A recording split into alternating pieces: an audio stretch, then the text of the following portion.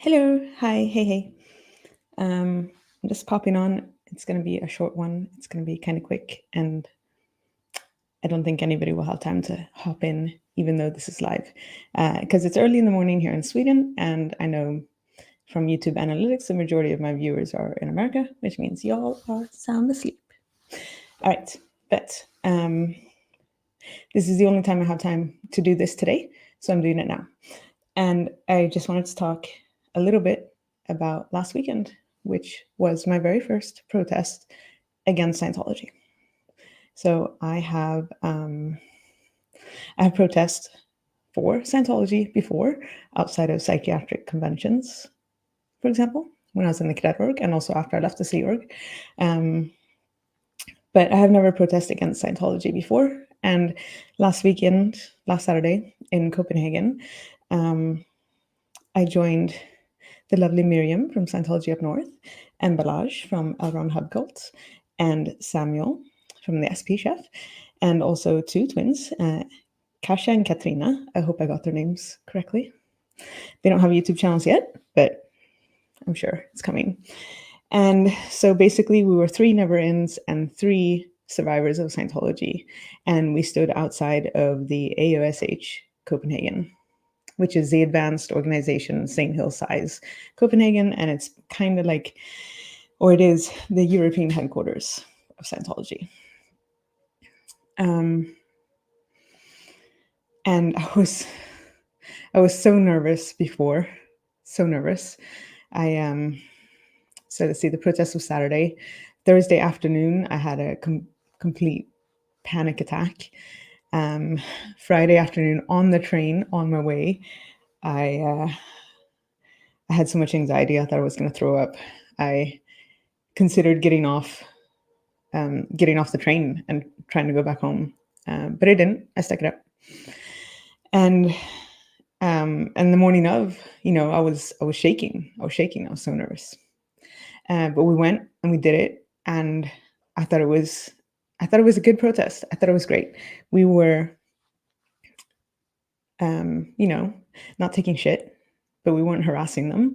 But we were definitely making ourselves known and making our presence known. And we had so much support from passersby, people walking by, giving us thumbs up, clapping, taking photos, telling us we were doing a good job.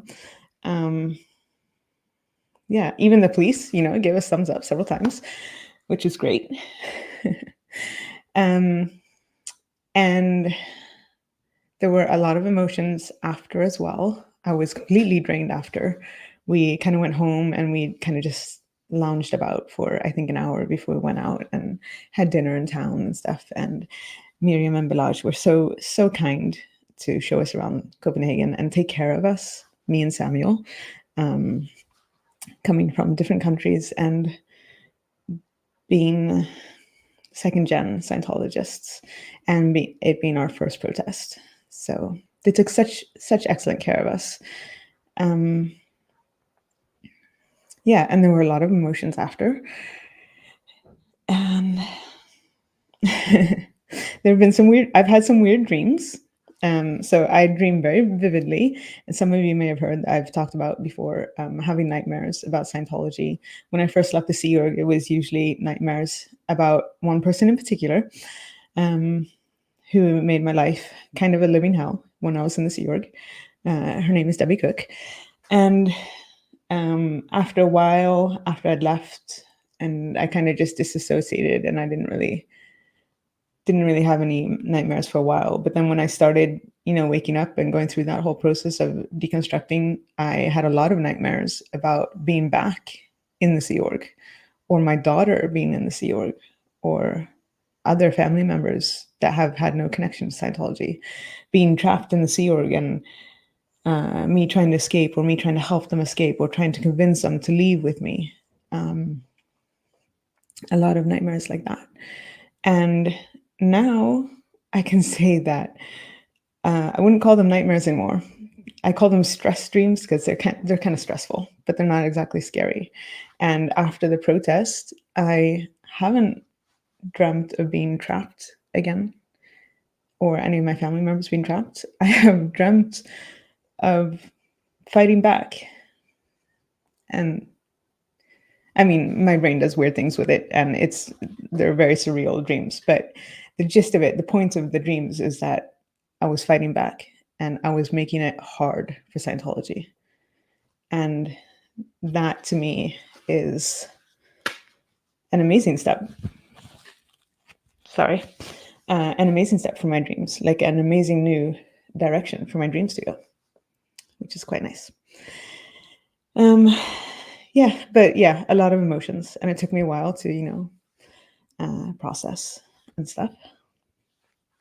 And I also wanted to, if some of you, I wasn't live streaming. I was like, you know what? It's my first protest. I'm all up in my feels, and I'm not really a technical person. I think it's a challenge for me to go live or record in the safety of my home.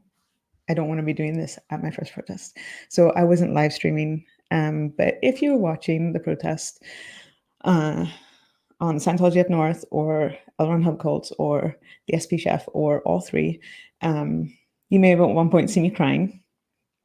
And Samuel, the fabulous gentleman that he is, comes to my rescue with a handkerchief, a cloth handkerchief,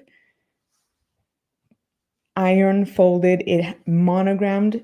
All you other gentlemen, you better step up. This is how it's done. Okay, this is how it's done. He came to my rescue with a handkerchief to, dry my tears a little bit. And I just wanted to bring this up because just before that happened, there was an OSA dude. I'm going to call him OSA dude. His name is Eric. I don't remember his last name.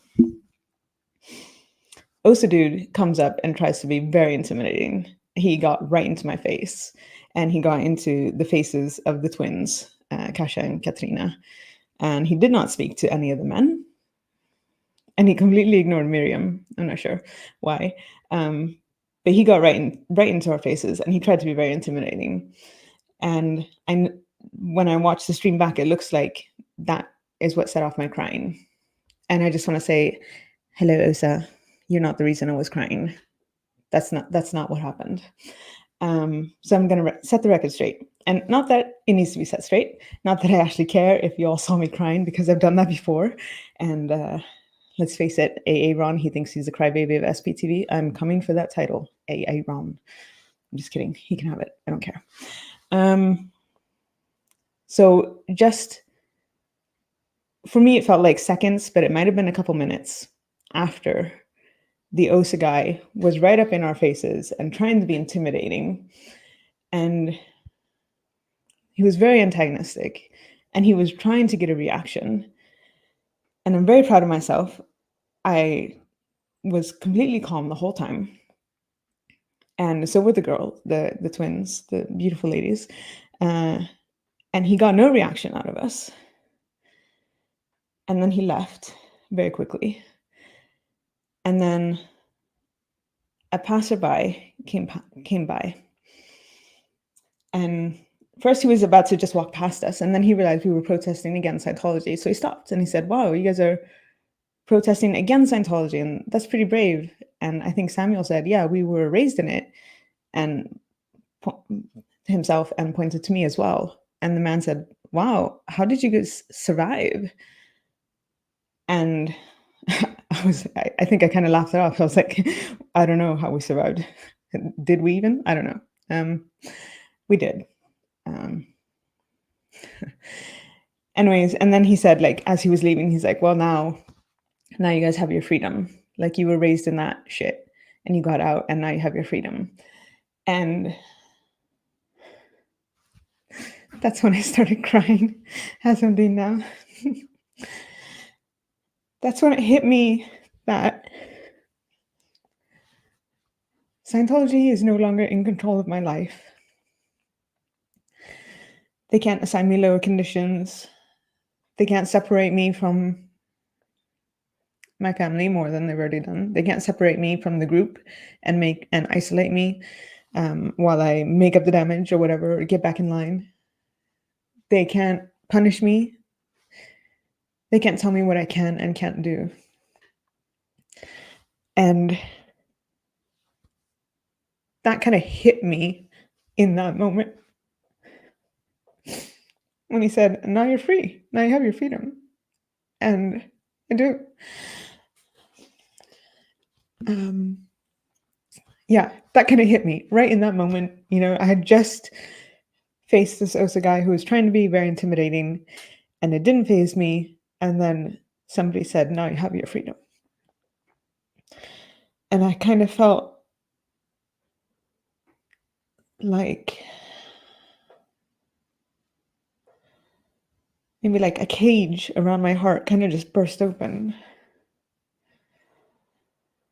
And there were a lot of feelings for that. Oh shit. I hope I don't mess up my makeup. Okay. It's fine. So also, just a quick tangent here. I do cry often. Not very often. I do cry sometimes in my live stream, or like it'll bubble up and so on. And we did actually go to the police the next day. Miriam helped me, and we went to the police, and we did report the OSA dude. And they can't do anything because technically he didn't do anything illegal. Sorry, guys, I really don't want to look messed up. Sorry. Okay.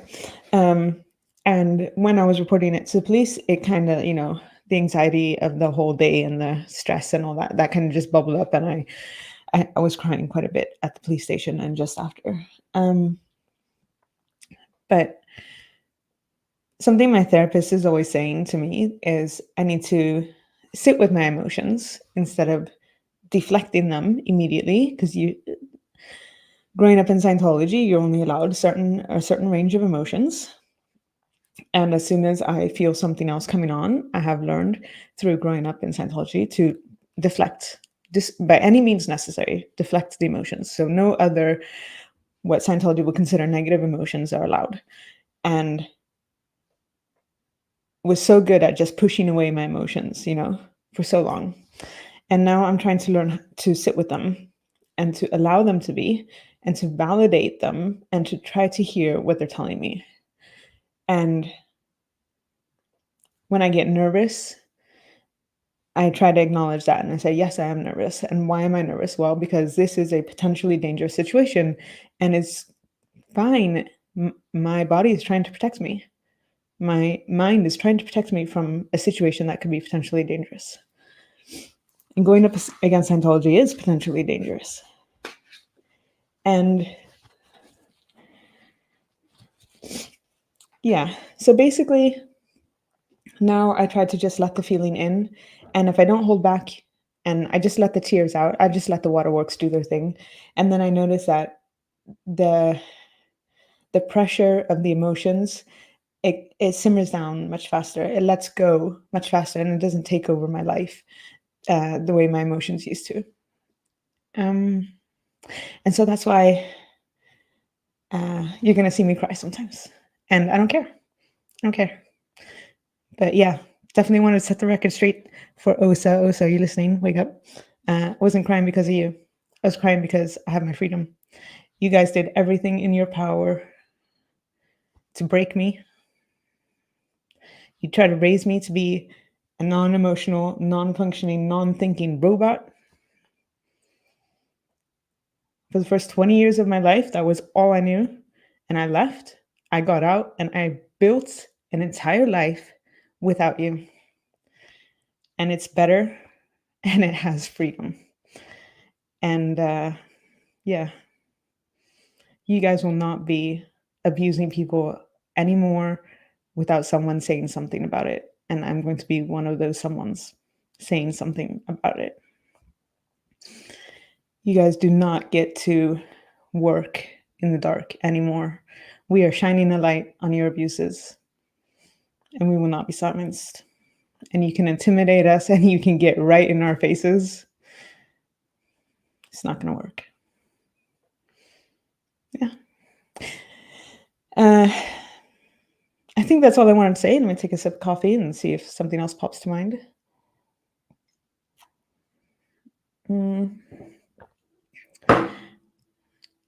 Yeah, I think that's I think that kind of sums it up. All right. It's Saturday here. Maybe you picked up some clues from my what I hope is fabulous eyeshadow and it hasn't been messed up from my crying. It's the Pride Parade here in Stockholm today, and I am heading out to go to my boyfriend, meet up with him, and then we're going to go to the Pride Parade and cheer them on for being so brave and, being themselves, being their true selves. And I haven't been in a couple years, so it's going to be really fun. I wish you all the best. Thank you for holding space. Take care of your mental health and don't be culty. And thanks. Bye-bye.